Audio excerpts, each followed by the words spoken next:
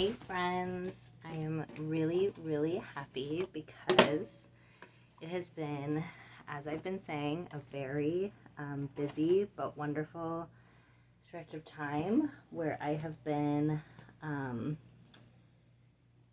basically starting like a private practice business of working with individuals, doing this thing called the Safe and Sound Protocol, which is a listening program to bring flexibility to your nervous system so that you can manage the things that life throws at you and with more ease and less stress. And it has been fantastic, but also like just extremely, what would I say, taxing, busy. It has taken a lot of energy. And so I have barely done any sewing and haven't made any videos for sure. And I just was talking with my therapist about how, like, yes, I am thrilled. Like, this is my dream. I've been wanting to leave my school-based job for 10 years. And I'm going to be able to now because of this.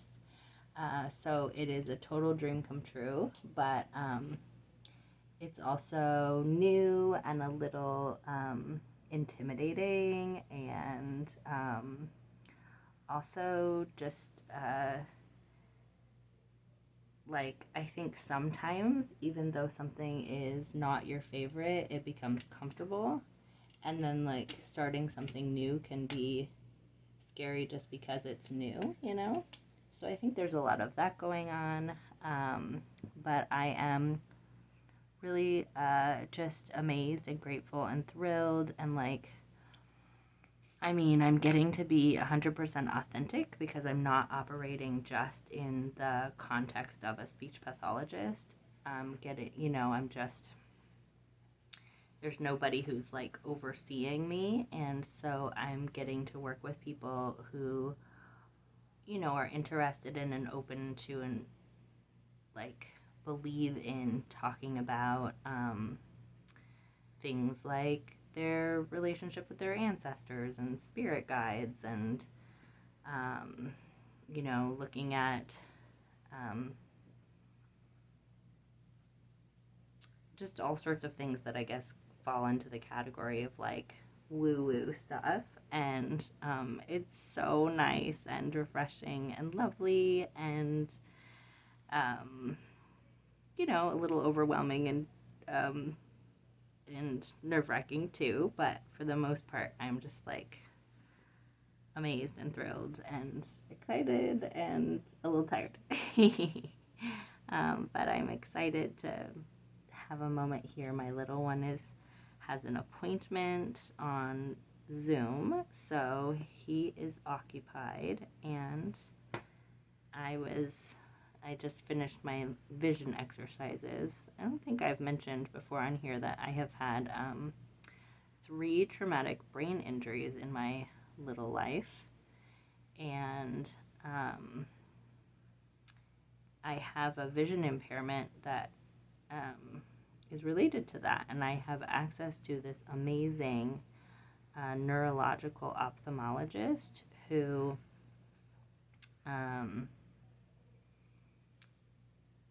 has been doing this thing called vision therapy with me, and you do these funny exercises, like focusing on different letters with an eye patch on, and then like using your peripheral vision, and just all sorts of funny little things. And I have these special glasses that are called prisms, and it has helped me so much. It's the best thing ever, but it is hard work and it is expensive. So anyways, because I'm getting older, my vision has changed a little bit, and I need some magnification for up close stuff. And because of my the way my system is a little bit, has a little bit of a hard time because of the brain injury. I haven't been able to tolerate the magnification. It makes me feel really sick. And so before I can get this new prescription, I'm going to do another round of vision therapy so that my system can get a little bit more flexible and be able to handle the new glasses. So anyways, I was just doing those exercises, and then I was like, okay, what should I do? I was going to have an appointment, a client to meet with, but then she asked if we could reschedule. So I was like, okay, I maybe want to do something creative. And then I thought, ooh, I could hang out with you all. So here I am, yay. Let's see. I am doing this technique that I saw, I think on Instagram, someone do. They made little shapes with, they like used cloth as like a marker, you know, to make shapes or write letters. And so I've been working on this sweatshirt that I love the print on it, but I really like more like a cardigan type of a sweatshirt than a crew neck or a pullover. So I cut it down the back, and so now the front will be in the back and the back will be open. I mean, you know what I mean. The front will be open, but it will be what was previously the back. And I'm putting some decoration on the front so it's not so plain because it's gray. The back is very exciting, but the front has nothing on it. So I'm going to put an eye, like an eyeball, and then a heart for love, and then you down this side. And then, excuse me, I haven't decided what I'm going to do on the other side, but then on one of the arms I'm going to do BLM for Black Lives Matter. And on the other side, I think I'm just going to do hearts. Oops, did I just sew this together? No, it's pinned together. So what are you all up to? How has summer been for you? It's very hot here. The air conditioning went out on the first day that was 90 degrees, which was, you know, just classic. But my landlord said she's going to try and get us a new one, so that's nice. And we have a pool in our complex, so that helps us to not really suffer with the heat. So we've been doing lots of that. And did I tell you the story of my kiddo breaking the neighbor's window with the soccer ball? Well, that was a bit of an adventure because the landlord of the other, you know, of the neighbor, said they're all different landlords where we live. So they're like individually owned units, and then people rent them out, or some people live in them. So the other person's landlord said it was going to cost $2,500 for a new window. And I was like, I know I've never bought a window before, but I kind of had it in my mind it would be somewhere, you know, less than 500. And so I was like, I'm not sure about that. So thankfully, you know, before in life when I didn't have an assertive bone in my body, I just would have moaned to myself and just paid it. But I had the thought, you know what, let me check this out because I'm not sure that feels right. So I reached out to a friend of mine whose husband is a, what do we think? Should I do that whole thing in the yellow maybe? And then a different color for the eye part? Yeah, a friend of mine, her husband is a contractor. And so I reached out to her and I said, would your husband be willing to look at this for me? And sure enough, he was like, no, that is not make any sense. And then I reached out to my other friend who's a contractor, and he also said, yeah, absolutely not. And he came by and looked at the broken window and said, no, this is a couple $100, $500 at the most. So it was what I was thinking. And so I had to be very assertive. I called the other landlord and I said, look, I want you to call this person and get, you know, not replace the whole frame of the window because the frame is not broken, it's just the glass. So all you need to do is just replace the glass, and it should only cost a couple $100. And she pushed back, I think it needs to be this, and I said, well, please just call this place and ask them. And I'm so proud of myself because she did call the place, and she, good for her. She wrote back and said, yep, you were right. So that is a huge relief, financially, and just because of the way that it's just really encouraging when you see how you've made progress somewhere. I have had a hard time with being assertive, and I've been a real people pleaser in my life. And to see myself being able to, be assertive in that situation is just so, what's the word?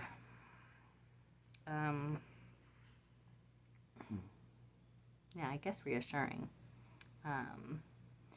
So that was a really positive experience. Sort of hard, but positive overall. And then another positive thing was that I had a situation where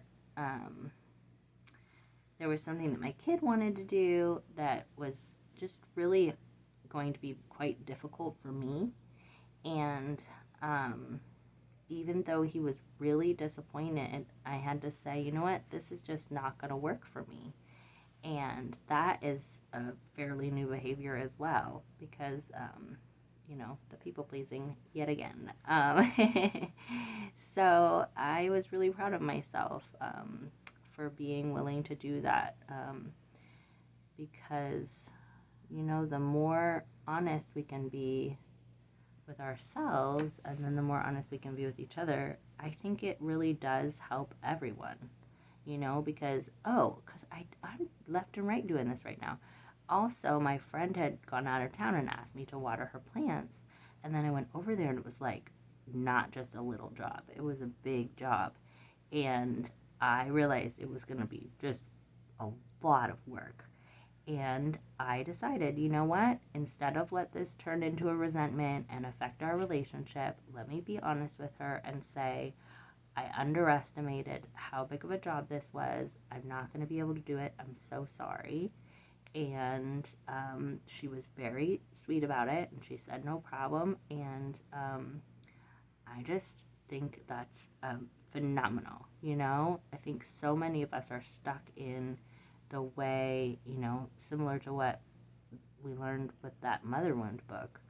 We're stuck in this just being the caregiver, just being the one who makes everything okay for everyone else, that we end up with a lot of resentment and, taxing ourselves more than makes sense. And we don't even realize that it's possible that everyone might be just fine with it if we said we can't do it, So it's just amazing to learn this stuff. I'm so grateful. So, yeah, learning these things and getting the opportunity to, work in a way that feels aligned with my values and feels authentic. I will say I still have in the work setting, a little bit of worry, like, okay, they're paying me to do this. I hope I do a good job. I hope I don't mess it up, I hope they feel like it's what they want. So I think that's just going to be, still growing in that area, more practice. And it was nice, I was really thinking like I would love to do sewing for my job. But I realized with that experience with the window curtain, the other day, that making that curtain was so stressful when it had to be done for a person, and I felt like I had to do it nice, and I felt like I couldn't mess up, and I felt like it was so much pressure. And I realized, talking to my therapist, that, even though I really do feel like an artist, I know that I am an artist. I think for me, trying to make the art for under the pressure of money just doesn't sound good. It almost sounds like it'll just squash the art. So I'm really happy that things worked out the way they did, that I can do my, nervous system stuff and some coaching. And, maybe it'll be that I get to work with somebody who's interested in working on like creativity or their feelings or blocks around creativity. And that would be a lot of fun. And that wouldn't be about me like making a product that has to be perfect. So I just feel amazed. I feel so lucky and so happy. And I can't believe that I made a schedule. This was another thing that was so cool. I thought I was working straight through today, and I ran out of time because I went on a walk this morning, and then, my kid and I checked in about last night and how he was angry a little bit and how I was sorry and what have you. And so then I was rushing to do the, let's see, I want to use this for the eyeball. I was rushing to do the, get to my first appointment, and I didn't have time to make him his little lunch. Usually when I have a bunch of work appointments and he's going to be hanging out downstairs, I make him a little lunchbox full of food and set it all out there so he can get it easily. And I didn't have time, so I just told him, you're gonna have to grab food. And then I came upstairs and I had my first session, and then I noticed that it was not on the schedule a second session right away, and I was like, oh my gosh, I actually forgot that I did a really brilliant thing, and I scheduled myself a lunch break, which I have hardly been able to do. I've struggled with for 10 years with my other job, giving myself a lunch break. And I had the thought and followed through and gave myself a lunch break. And I thought, wow. And I came downstairs so delighted and was like, guess what? I scheduled myself a lunch break. And he was like, oh, amazing. And we got to sit and have lunch together. It was so sweet. Pretty darn lucky in this life. I tell you, this is the best time so far. Best moment in my life yet. And I feel very thrilled.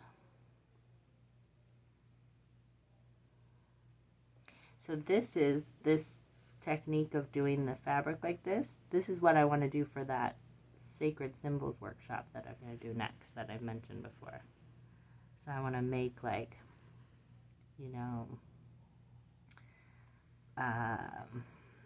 infinity symbols and spirals and different, sacred geometry type stuff.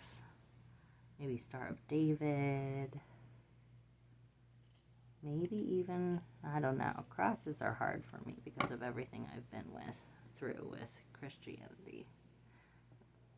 I'll definitely do a labyrinth. I love labyrinths. I think they're so amazing, and those are used in early Christianity a lot. What else? What are those things called that are Egyptians?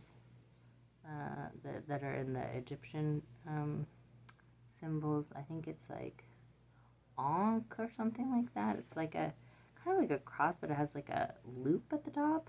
That'd be a cool one. Maybe the evil eye thing. There's so many. I love sacred symbols. I think they're really fascinating. I have this necklace that's of this one from Buddhism, and it's like a steering wheel, like on a old-fashioned ship, like a pirate ship. I love that one.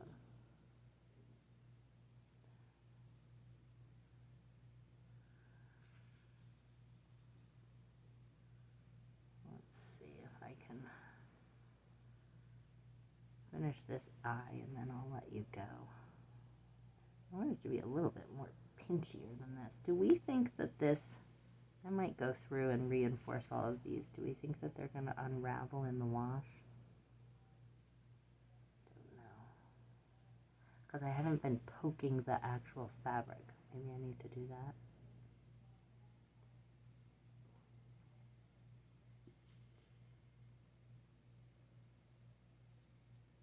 Okay. I met someone today who moved from the US to Paris. Can you imagine? Have you all seen the Marvelous Miss Maisel? It's on Amazon Prime. It is a hoot. Paris makes me think of that because there was a part in it where the mom of the Miss Maisel goes to Paris and sort of runs away from her life. It's like really goes with the mother wound idea because she's like lived her whole life just to be a wife and a mom, and she is inspired by her daughter to remember who she is, and she goes to Paris and lives simply and eats French bread. I went to Paris once. It was not super fun though because I didn't have any money. Something happened to I can't remember exactly, but I had like a debit card that wouldn't work because it had been authorized. I was studying abroad in Spain, so I think my parents had told the bank that I was going to be in Spain, but then maybe when they saw it in France, they thought it had been stolen and shut it down or something. So I was in Paris, and I'm a huge art lover. Like, I thought about being an art history major. I love art, and I couldn't go to the Louvre because I didn't have any money. Isn't that so sad? So I went in the lobby. I didn't get to see the Mona Lisa, and I was right above it. I mean, it's a cool lobby, and I did like a virtual tour when I was in the lobby, but I tell you, it was not the same. Okay, what are we going to do for the pupil of the eye? Maybe this. Is that what it would look like? Just have a little... Maybe I should make it like a...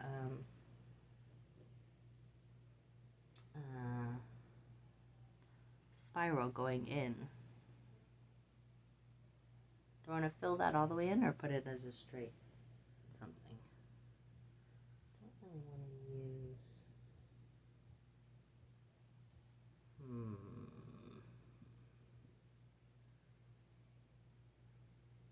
I love this mushroom fabric so much. It feels a shame to use it for this technique. But let's see. So it could either be just a little dot. What do we think of that? Like a cat eye, kind of? Or do we want to... Oh, or what about like a little ball? What do we think?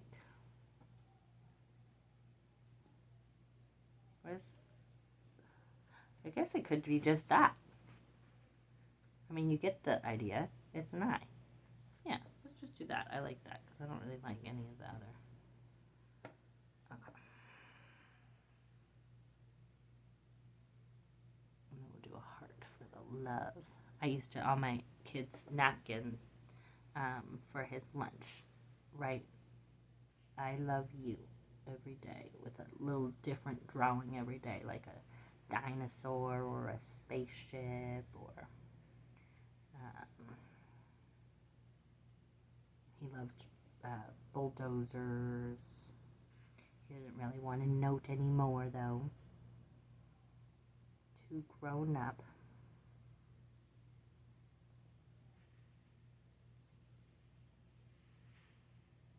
Okay, I think I like that. And aren't those stitches on the back just delicious? That is my favorite part of slow stitching.